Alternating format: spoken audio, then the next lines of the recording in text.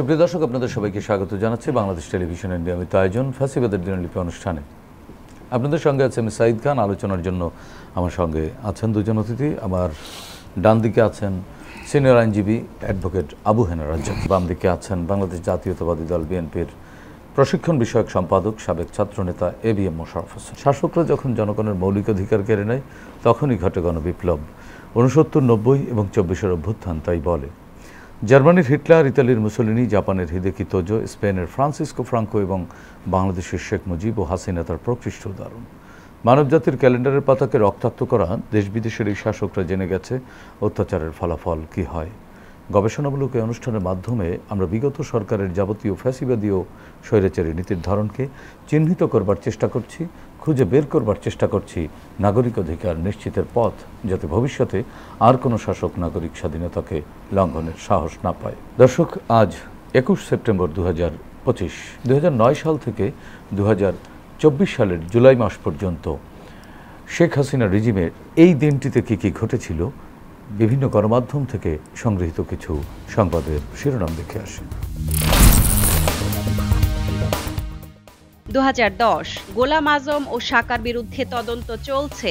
2011 জামাতকে আর রাস্তায় নামতে দেবে না পুলিশ।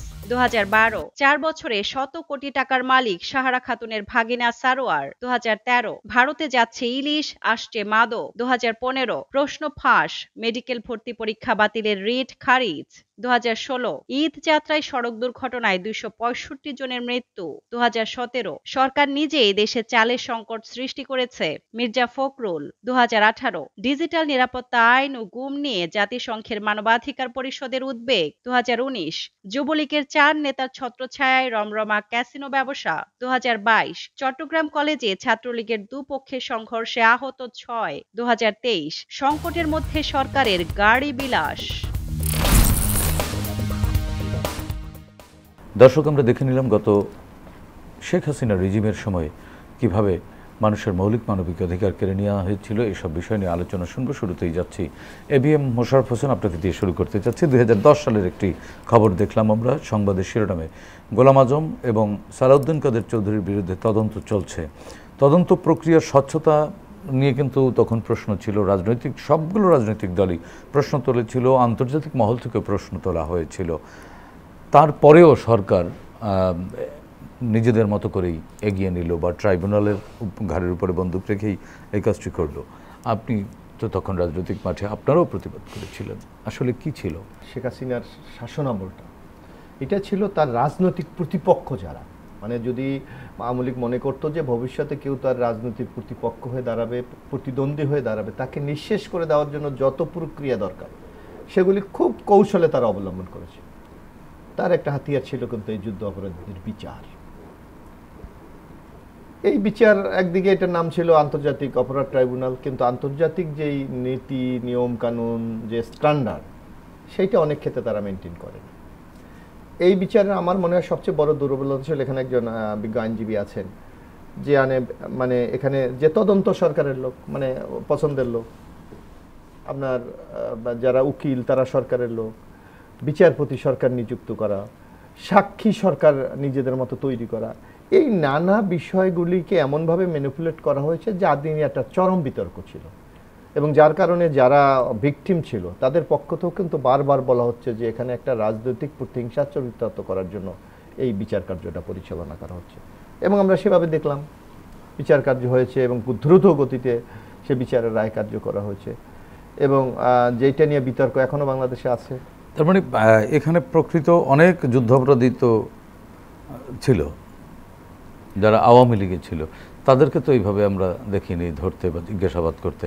আপনারাও বলেছিলেন সে বিষয়ে একটু রাজ্জাকি ভাইয়ের কাছ থেকে শুনে আসি। রাজ্জাকি ভাই একজন আইনাঙ্গনের মানুষ। রাজ্জাকি ভাই, যুদ্ধাপরাধের বিচার আন্তর্জাতিক অপরাধ ট্রাইব্যুনাল নিয়ে আপনি কি বলবেন? বিচার করছেন 40 বছর পর, মোটামুটি রাফলি 1971 সালের অপরাধ 2040 বছর পর মোটামুটি বিচার শুরু করছেন। আপনি ভাবেন তো 1971 সালে আমার দেশটার অবস্থা কী ছিল? একটা সদ্য স্বাধীন দেশ, সব অগুছালো, কোথাও কিছু নেই, পাকিস্তান সরকারের অধীনে ছিলাম, সেক্রেটারিয়েট বলতে যা ছিল সব পশ্চিম পাকিস্তান। আমার কাছে ডকুমেন্টস কই, আমার কাছে নথিপত্র কই। তারপর শুরু করলাম 40 বছর পর। আপনি ধরেন যাদের বিচার করছেন তারা অপরাধী, আমি তর্কের ক্ষেত্রে ধরে নিলাম, বাট আইনের সাথে কোনো তামাশা নাই, প্রেম নাই। আপনাকে সঠিকভাবে করতে হবে, সুচিন্তিতভাবে। যে বাংলাদেশ করতে পারে নাই তার প্রমাণ যদি আপনি দেখেন, ABM খায়রুল হক উনি কি করছেন? উনি তো স্বাধীনতার পরের একজন বিচারক, বহু পরের বিচারক। উনি তো স্থির চিত্তের মানুষ ছিলেন, উনি করেছেন। করাপ্ট লোক, বাজে লোক, অলওয়েজ বাজে লোক। সেই রকম কিছু বিচারপতি ওই সময় ছিল যারা এই জাজমেন্টগুলো দিছে। আপনি অপরাধের বিচার হবে, কোনো সন্দেহ নাই, কিন্তু আইনের সাথে তামাশা নাই। আইনের সাথে কি তামাশা হয়েছে? অফকোর্স তামাশা হয়েছে, ফাঁসি দিতে হবে। মানে এটা একেবারে জুডিশিয়াল কিলিং ডিসিশন। ঠিক তখন আমি কিন্তু কারো বক্তব্য শুনি নাই, একটা স্বচ্ছ ট্রায়াল হতে হবে। স্বচ্ছ ট্রায়াল মানে বুঝেন? স্বচ্ছ ট্রায়াল মানে ট্রায়ালই দেওয়া যাবে না। স্বচ্ছ বলতে যা বোঝায়, এই তাজাটা ট্রায়াল দেওয়া কঠিন হইতেছে। 14 মাস আগের ঘটনা, আর তখনকার ঘটনা 40 বছর পর আপনি জাজমেন্ট দিচ্ছেন। আপনি বুঝেন না কি জাজমেন্ট দিচ্ছেন? ওই জাতি তার পিতার হত্যার বিচার করতে ব্যর্থ হয়েছে ওই সরকার। আমি পরিষ্কার চোখে আঙ্গুল দিয়ে দেখাই দিচ্ছি আপনাকে। 100% ব্যর্থ হয়েছে বঙ্গবন্ধু হত্যার বিচার করতে। এটা তাদের ব্যর্থতা। ওনার আক্রোশ মিটাইছে কে? মোশাররফ হত্যা করছে আপনাকে, সন্দেহ নাই। মোশাররফ হত্যা করছে, এটা ঠিক। মোশাররফে আমি মৃত্যুদণ্ড দিয়ে দিলাম আগেই, না দিয়ে দিলাম। এবং আমি আপনাকে যে মারছে সে, কিন্তু মোশাররফ আপনাকে কেন হত্যা করলো সে জানে না। এখানে কনস্পিরেটর আছে, তারা ব্যবহার করছে মোশাররফ সাহেবকে। তাহলে তো কনস্পিরেটর রয়েই গেল। কারণ আপনার যদি মনে থেকে থাকে যে বঙ্গবন্ধু হত্যায় যাদেরকে মৃত্যুদণ্ড দিছিল, তার পরে আনিসুল হক মন্ত্রী উনি বলতেছেন যে হত্যাকারীদের বিচার হয়েছে, এখন ষড়যন্ত্রকারীদেরকে ব্যাপারে একটা কমিশন গঠন করেছে। মনে আছে আপনার? কমিশন গঠন করেছিলেন। তাহলে আপনি আমারে বলেন, আপনি যখনই হত্যাকারীকে পেয়ে যাবেন, সেই তো বলবে তাকে কে হত্যা করতে বলছে। তাকে অফকোর্স। এখন সে বলল রাজ্জাকি আছে এর পিছনে, তাহলে রাজ্জাকির নাম আইসে গেল। এখন রাজ্জাকি যদি মৃতও থাকে, নামটা তো কাগজে আসবে, আসে নাই। তার মানে কি? আপনি ষড়যন্ত্রকারীকে খুঁজেই পান নাই, তার মানে তদন্ত সঠিক হয় নাই। যেই মামলার তদন্ত সঠিক হয় নাই, সেই মামলায় যদি মৃত্যুদণ্ড দেন, জুডিশিয়াল কিলিং। এটার বিচারও হওয়া উচিত, এবং ওই বিচারকদের এই বিচার হওয়া উচিত। এই বিচার করার সুযোগ কি আছে? হ্যাঁ, এই বিচার করার সুযোগ স্টিল আছে, কারণ আপনি আইন কি সেটি পারমিট করে? এখনো পারমিট করে। কিন্তু এখানে আরেকটু ব্যাপার, আর আমি একটু রাজাকিবের সাথে যোগ করতে চাই। দেখুন আরেকটি ঘটনা, যে তখন একজনের সাক্ষীকে কেন্দ্র করে সেদিন কিন্তু একটা লোককে ফাঁসি দেওয়া হয়েছিল, এই যে শুকুরঞ্জন বালি। হ্যাঁ ঠিক আছে, অথচ সে কিন্তু ই হয়ে গেছে, গুম হয়ে গেছে। তারপর এখন এসে কিন্তু সে মানে এবার এই ট্রাইব্যুনাল কিন্তু সে বিচার চেয়েছে যে আমাকে এই লোকের আমাকে গুম করেছে। সম্ভব। তারপর আসেন, কেউ রে পাইলাম না, ঘুরে আব্দুল কাহার আকন্দ নামে একটা লোকেরে পাইলাম, যে সৈকমাই শেখদু রিটায়ার্ড বাড়িতে গেছে গিয়ে, তার এটাই কেন আপনি তদন্ত ভার দেন। উনি পরবর্তীকালে এমপি হয়েছে, তাকে নমিনেশন দেওয়া হয়েছে। সেই লোকটার বিচার করার জন্য মোশাররফ ভাইয়েরা লাফায় না, অস্থির হয় না। আমার এটা বড় কষ্ট। মানে রাজনীতিবিদদের এটা নিয়ে কথা বলার, সেই দেশ সাগরণী হত্যা মামলার বিচার করতে পারে না। আপনাদের মতো মিডিয়া ব্যক্তিত্ব এখনো বসে রয়েছে, 5টা কথা বলার সাহস নাই। কেন আপনারা কালকেও লেখেন না যে বাংলাদেশে এমন কি এটার তদন্ত ভার হইল, এমন কি ঘটনা ঘটলো এটার তদন্ত আজও করতে পারতেছে না? মিডিয়া কি হাওয়া খান? না না, আপনারা তো মিডিয়া, আপনাদের মিডিয়ার লোক মারা গেছে। এটি বলার মতো পরিবেশ বাংলাদেশে গত রিজিমে ছিল, এখন নাই। কালকে সকাল আপনি বলেন না, এখন তো বলছে। এই যে আপনি তো বলছেন, একমাত্র আমি বলতেছি, আর কয়জনে বলেন? আপনি তো নাগরিক। না না না, বলেন না কেন? আপনি কি মনে আছে নিজামুদ্দিন, সাংবাদিক নিজামুদ্দিনের মেয়ে শারমিনের মাহাত্ম হয়েছিল? মনে আছে? মনে আছে। আচ্ছা, সেই বিচার 80% মিডিয়া করছে। কিরকম মিডিয়া? মিডিয়া প্রতিদিন তথ্য দিছে, এভরিডে তথ্য দিছে। সেই তথ্যের ভিতর থেকে তদন্তকারীর সুযোগ হয়েছে। মানে আমি বলছি না আপনি তদন্ত করে দিচ্ছেন, সহজ হয়েছে। এবং ফাইনালি কিন্তু শারমিন রিমার হত্যাকারী এই মেহরুন্নেসার পোলা ইঞ্জিনিয়ার মুনির, তার মৃত্যুদণ্ড হয়েছে কিন্তু হয়েছে। আর আজকের মিডিয়া কোথায়? আজকের মিডিয়া করে কি জানেন? জেনে শুনে মিথ্যা সংবাদ প্রচার করে। যদি বলেন কেমনে, আমি প্রমাণ করে দিচ্ছি। আপনাদের প্রিয় মুক্তিযোদ্ধা সবার, উনি বলছিলেন যে আওয়ামী সরকার অর্থাৎ স্বাধীনতার পক্ষ শক্তিকে ক্ষমতা থেকে অপসারিত করছে একটা কালো শক্তি, জামাত। কালো শক্তি বলে থামলে এক কথা ছিল, তারপর বলতেছে জামাত। কালো শক্তি মানে জামাতটা কেন বলছে? সে স্বাধীনতা বিরোধী শক্তি। সে মিন করছে জুলাইয়ের আন্দোলনটার ডাস্টবিনে পায়ের তলে চাপা দিয়া প্রমাণ করতে চাইছে বাংলাদেশে যে লড়াইটা হয়েছে সেটা হলো এই, স্বাধীনতার পক্ষের শক্তিকে স্বাধীনতার বিপক্ষ শক্তি তাড়াই দিছে। সাথে সাথে কিন্তু বিএনপির লোকের আন্দোলন চলে গেছে জিরো হয়ে। কেন বিএনপি তো অ্যাকশন নিছে?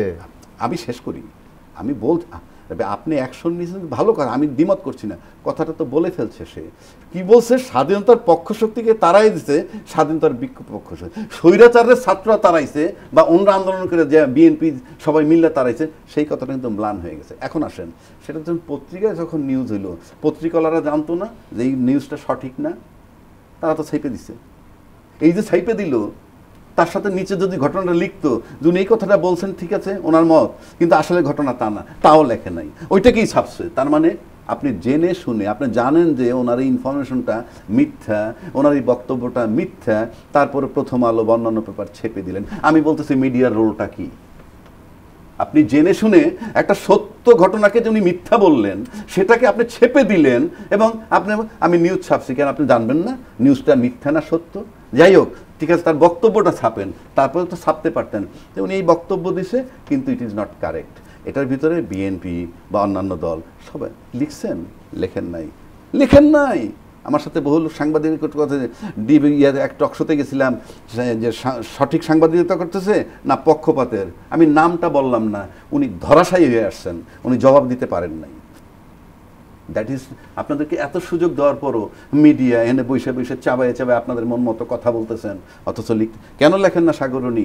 রহস্যটা কোথায়? লেখেন না, কালকে ডিবেট করেন এটার উপরে, যে 14 বছরে, আমি একটা দেশপ্রেমিক হিসেবে কথাটা বলছি, একটা দম্পতি মারা গেছে, দুজনে মিডিয়ার লোক, যে আমি 71-এর চেতনা লালন করলাম 53 বছর, আমি জুলাইয়ের চেতনা 53 মাস তো দূরের কথা, কয় মাস লালন করতেছি। জি মোশাররফ ভাই, রাজ্জাকি ভাই যে কথা বলেছে এগুলিতে বাস্তবতা, এগুলো তো অস্বীকার করার পদ্ধতি না। যে আমরা যে যেখানে অস্বীকার যদি করার উপায় না থাকে তাহলে এটা মানছেন না কেন? না, আমি একটু বলি, যে যেখানে আছি আমাদের যে ভূমিকাটা সেটা তো আমরা পালন করি না। উনি ভালো চমৎকার একটা কথা বলেছে, এই যে দেখেন একটা তত্ত্বাজা একটা বিপ্লব, হ্যাঁ, এইটা মাত্র এই যে আজকে দেখেন মাত্র 14 মাসে কিন্তু আমাদের মধ্যে নানা বিভক্তি চলে আসছে। শুধু ভুলে তো একদিকে বিভক্তি চলে, আমরা নিজেদের নানা স্বার্থ সংশ্লিষ্ট এমনভাবে আমরা এখন মানে প্রতিযোগিতা বলেন, আমি কলহ বা গ্রুপিং বলব না, এমনভাবে আমরা লিপ্ত হয়েছি যে মূল স্পিরিট থেকে কিন্তু আমরা দূরে সরে যাচ্ছি। 14 মাসের মাথায় না এই ঢাকা শহরে তারা মিছিল করছে, এবং সেটা ডাকসু নির্বাচনের পরদিনই করেছে। না মিছিল করছে, তাও কোথায়? সবচেয়ে এলিট জায়গা গুলশানে করে, ধানমন্ডির মতো জায়গায় করে, বিশ্ববিদ্যালয় ক্যাম্পাসেও করে, গুলিস্তানে করে। সুতরাং তাইলে আমাদের রোলটা কি? অর্থাৎ আমরা কি এই যে স্পিরিটটা ছিল, স্পিরিট থেকে কি আমরা খুব দূরে সরে যাচ্ছি? বাঙালির এইটা হলো সবচেয়ে বড় দুর্ভাগ্য। কিন্তু মোশাররফ ভাই, আপনি তো সরাসরি রাজনীতি করেন, রাজনীতিবিদরা সবসময় একটি কথা বলে থাকে, এটা করা উচিত, ওটা করা উচিত, তারা কি করেন? বিদদের ধরেন আপনার কিছু লিমিটেশন আছে, অস্বীকার করার পদ্ধতি নেই। যেমন আমার একটা আইডিওলজি আছে, আমি আইডিওলজিটাকে কখন আমি বাস্তবায়ন করতে পারবো? যখন আমি গণরায়টা পাবো, যখন আমি একটা দায়িত্বপ্রাপ্ত হবো। আমি ক্ষমতায় বাদ দিলাম, আমি যদি এই শব্দটা এইভাবে ব্যবহার করি যে আমাকে যখন রাষ্ট্র পরিচালনার দায়িত্ব দেওয়া হয়, এই রাষ্ট্র পরিচালনা দিতে হলে তো আমাদের জনরায়টাকে নিতে হবে। আর আমাদের সমাজটা কিন্তু নানা ভাগে বিভক্ত। মানে এখন যারা তাহলে করছে তারা তো গণরায় পায়নি এখনো। কোনটা? এই মুহূর্তে যারা রাষ্ট্র পরিচালনা, এদের উচিত ছিল, এদের কাছে যে রাজ্জাকি ভাই যে কথাটা বলেছে, এদের একটা চমৎকার সুযোগ ছিল নিরপেক্ষভাবে এই ঘটনাগুলোকে অ্যাড্রেস করে একটা দৃষ্টান্ত স্থাপন করতে, কিন্তু তারা তো সেখানেও তারা ব্যর্থ। যার জন্য আপনি বললেন এই যুদ্ধাপরাধীর বিচার, এখানে যেমন একটা ন্যায় বিচার প্রতিষ্ঠার ব্যাপার মানে স্লোগান ছিল, পাশাপাশি প্রত্যেককে নিশ্চিহ্ন করে দেওয়ারও কিন্তু একটা সুপরিকল্পিত পরিকল্পনা ছিল। মোশাররফ ভাই, আরেকটি খবরের শিরোনাম ধরে আমরা আলোচনা করতে চাই।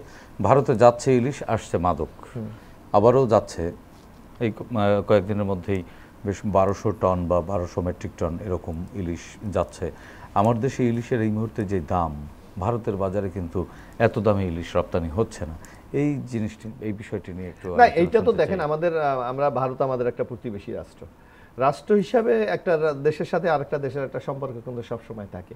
এইটা হলো আমাদের একটা প্রতিবেশী একটা রাষ্ট্রের প্রতি আমাদের যে একটা পারস্পরিক সহমর্মিতা, সহনশীলতা, একটা শ্রদ্ধাবোধ একটা নিদর্শন। কিন্তু আপনাকে লক্ষ্য করতে হবে, আমরা যেই ওদের প্রতি প্রতিবেশী হিসেবে দায়িত্বটা পালন করি, ভারত কি আমাদেরকে করে না? আমরা পাঠাই ইলিশ, ওরা পাঠায় লাশ পাঠায়। এই যে আপনি বলছেন মাদক, আমাদের ভবিষ্যৎ প্রজন্মকে ধ্বংস করে দেওয়ার জন্য এই যে সীমান্ত জায়গায় দেখেন ফেন্সি ডিলের কারখানা, এখানে তো তারা দায়িত্বশীল ভূমিকা পালন করে না, অথচ আমরা তারা ইলিশ খেতে পাচ্ছে না বলে আমরা কিন্তু অনেকটা কম মূল্যে ওদেরকে দিচ্ছি, কিন্তু ওরা দেখেন প্রায় আমাদের পেঁয়াজ বন্ধ করে দেয়, ওরা আমাদের মরিচ বন্ধ করে দেয়, ওরা আমাদের হঠাৎ এই যে ট্রান্সশিপমেন্টের নামে আমাদের রপ্তানি বন্ধ করে দিয়েছে। এখন আমাদের যে অল্প খরচে আমরা বাইরে পাঠাতে পারতাম সেটা এখন বিমানে পাঠাতে হয়, মানে 3 গুণ 4 গুণ খরচ বেশি। তার মানে এটা কি আমরা অনেক বেশি লস করেছি, বিষয়টা এরকম? অবশ্যই লস তো করছে ভারতের যে পলিসি। বাংলাদেশের উচিত কি এখন ভারতের বাংলাদেশের তাদের শর্ত মেনে নিয়ে সম্পর্ক শিথিল করা, এরকম এই আমরা চেষ্টা করি, কিন্তু আপনি দেখবেন ভারতের একটা বিগ ব্রাদার সুলভ একটা আচরণ আছে, তারা সবসময় ডোমিনেট করতে চায়। আজকে দেখেন আশেপাশের রাষ্ট্র দেখেন কোন রাষ্ট্রের সাথে ভারতের ভালো সম্পর্ক আছে, নেপালের সাথে সম্পর্ক খারাপ, শ্রীলঙ্কার সাথে খারাপ, মালদ্বীপের সাথে খারাপ, আমাদের সাথে খারাপ, পাকিস্তানের সাথে খারাপ। অর্থাৎ তারা একটা মোরল এই সাউথ এশিয়া এই জিনিসটা তারা প্রমাণ করে। সেই সুযোগটি তো রাজনীতিবিদরাই দেন। এখন আপনার তাদের রাষ্ট্রের কাঠামো, তাদের অর্থনৈতিক ভিত্তি, তাদের সামরিক শক্তিশালীকরণ ইত্যাদির কারণে অনেক সময় প্রতিবেশী রাষ্ট্রগুলা সেই উচ্চতায় গিয়ে তাদের অভিযোগ করেন, প্রায় অভিযোগ তো করি আমরা, মানুষ প্রায় অভিযোগ করে থাকেন, সাধারণ মানুষ, যে রাজনীতিবিদরাই আসলে এরকম মোরলদের কাছে যায়।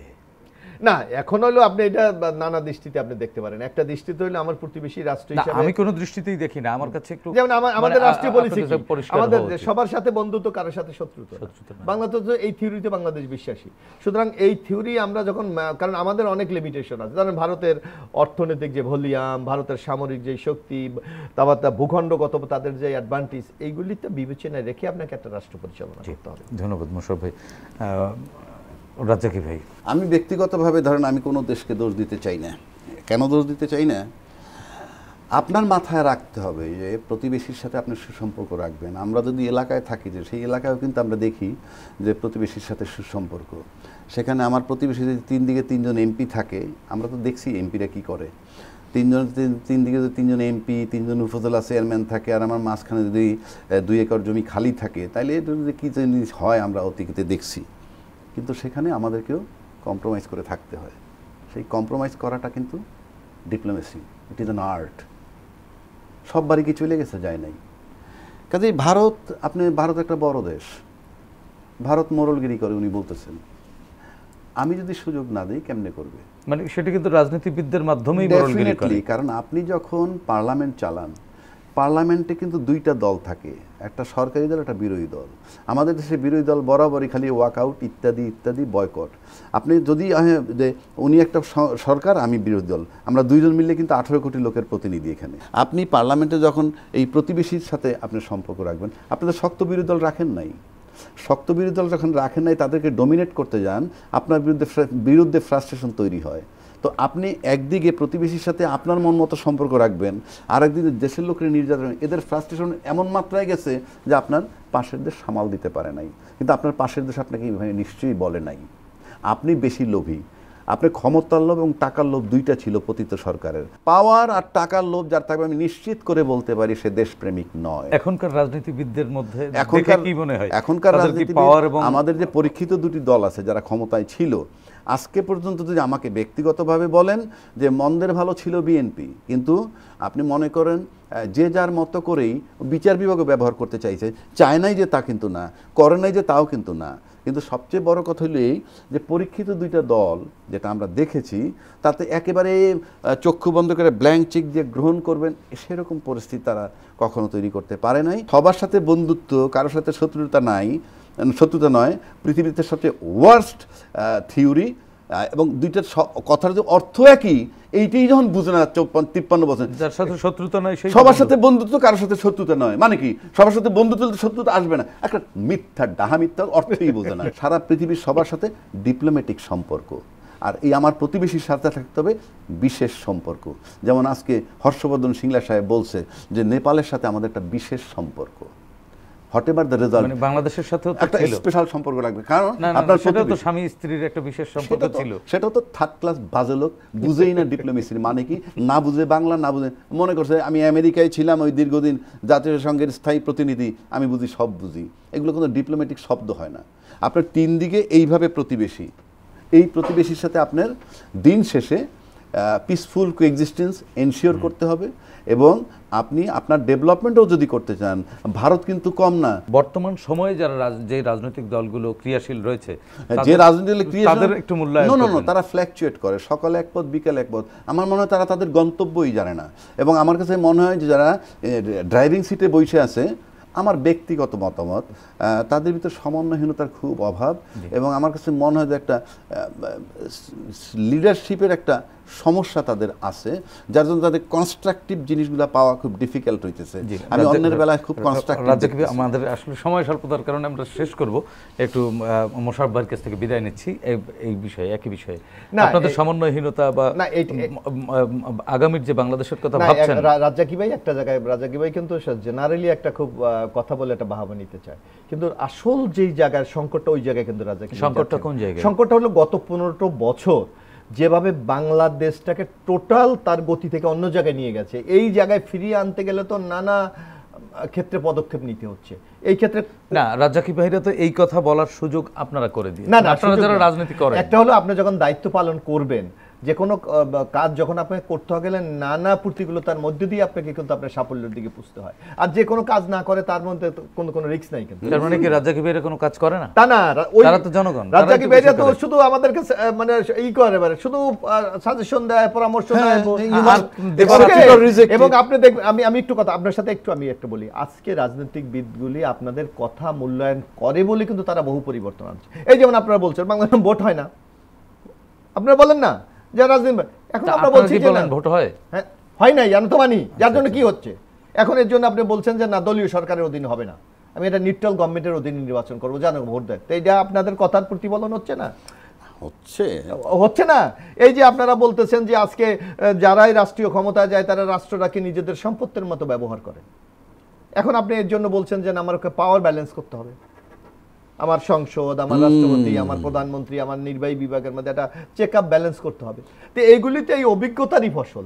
তা আজকে আমেরিকার মতো একটা রাষ্ট্র ধরে কত 400-450 বছর একটা তাদের গণতান্ত্রিক চর্চা, আর আপনি 54 বছরে আমি যেখানে গিয়েছি, আমার তো সাফল্য হয়তো ব্যর্থতা আছে। 54 বছরে তো আমরা 3বার রক্ত দেখলাম, 4বার হতে পারে।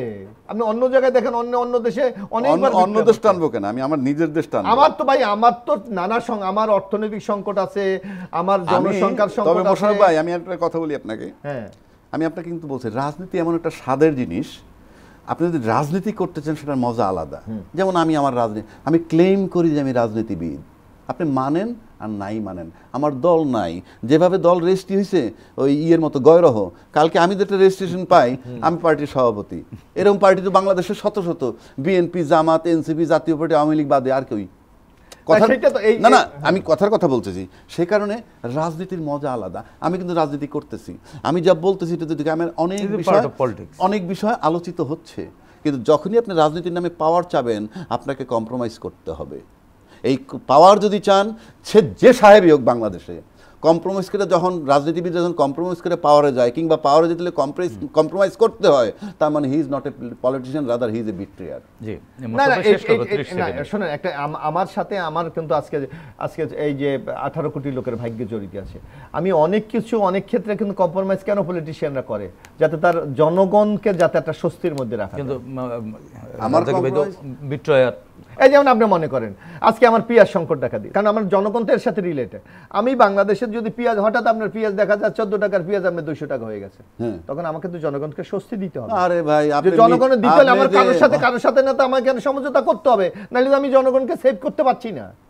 এইটাও তো আমার একটা রেসপন্সিবিলিটি, এটা আপনি অস্বীকার করবেন। কোনটা জনগণের সাথে কম্প্রোমাইজ করবেন আপনি? জনগণ, আমি কোন যারা আমাকে প্রবলেম ক্রিয়েট করে, যারা তৈরি করে, তাদের সাথে তো আমার একটা কম্প্রোমাইজ করে আমার জনগণকে তো স্বস্তির মধ্যে রাখতে হবে। এই দেশে যখন এটা টেম্পোরারি, কিন্তু এটা তো আপনি পার্মানেন্ট বলতে পারেন না। আমি বলি, বাংলাদেশের সাধারণ লোকগুলা, আমরা মুখে গল্প যতই করি, সাধারণগুলোর ডিমান্ড খুব পুয়ার।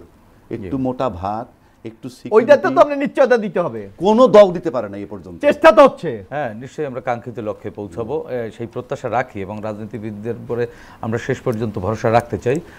আপনাদের দুইজনকেই ধন্যবাদ। প্রিয় দর্শক, 24-এর ছাত্র জনতার গণ অভ্যুত্থান পৃথিবীর ইতিহাসে নতুন পরিচিত করেছে বাংলাদেশকে। জনগণ শাসকের শোষণ চায় না, তারা চায় স্বচ্ছতা, জবাবদিহিতামূলক রাষ্ট্র ব্যবস্থা, যার মাধ্যমে তাদের অধিকার নিশ্চিত হবে। প্রজা থেকে হয়ে উঠবেন জনগণ।